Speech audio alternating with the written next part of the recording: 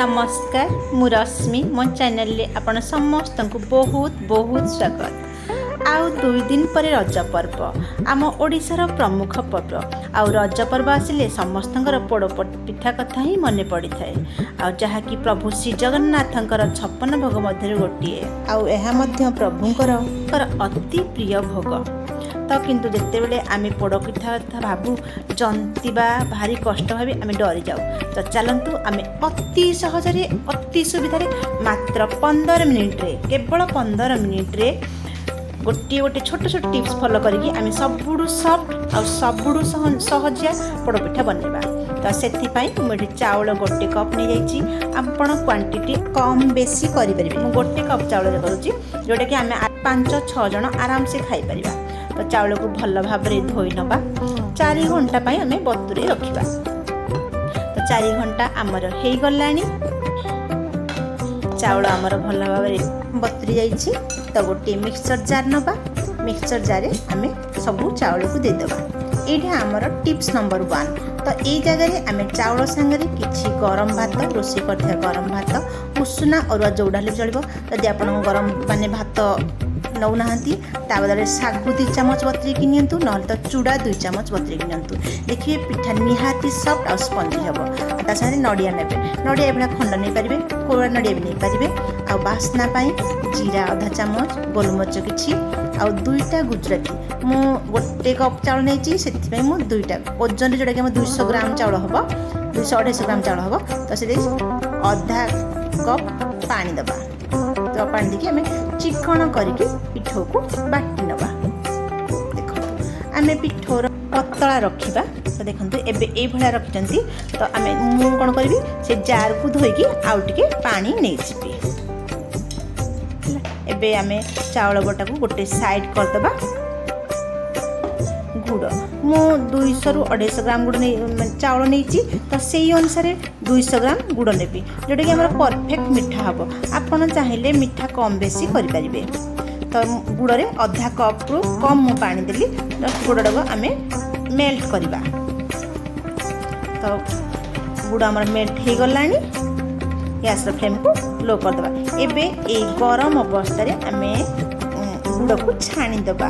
तो छाणीदेले कौन हम से जहाँ मैला अंश थी से बाहरी जीव। एबे ए छाणी थिबा गुड़ पानी को गरम थिबा अवस्था आम चाउल रे ढालिबा। चाउल रे मिसई दबा। तो गोटे हाथ आम गोलौथबा आ गोटे हाथ आम गुड़ पानी को ढालिबा।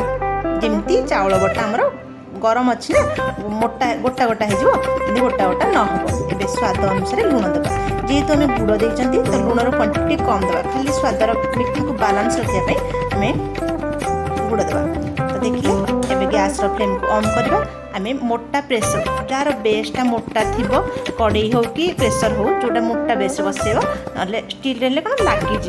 तो घी गोटे चामच देली जीरा टिके देली ता संगे ये चप कथा अदा टिके तेजपत्र आ नड़िया कटा नड़िया ता संगे आपन को स्वाद मुताबक आप ड्राई फ्रूट नहीं पारे चेरी काजू किशमिश आप जहाँ पसंद से नहीं पारे।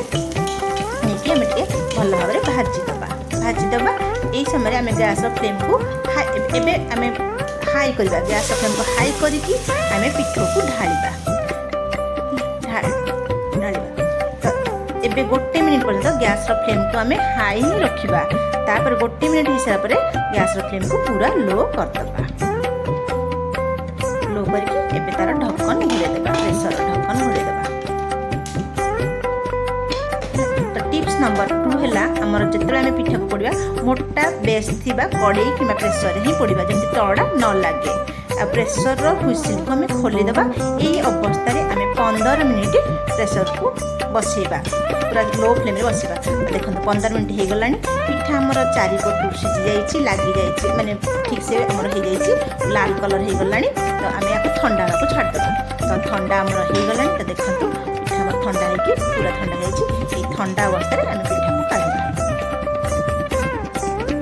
जदि भी आपको माने गरम थी अवस्था पिठा जब माने कणिया लगुच कि डरबार ना ठंडा हो गला से पिठा पूरा सेट हो। देखो गोटे पिठा पाटिया कि छुरी साहाय्य आपड़ एमती 4 पटू छड़ेदेवे तलू टिके टेकिदेवे।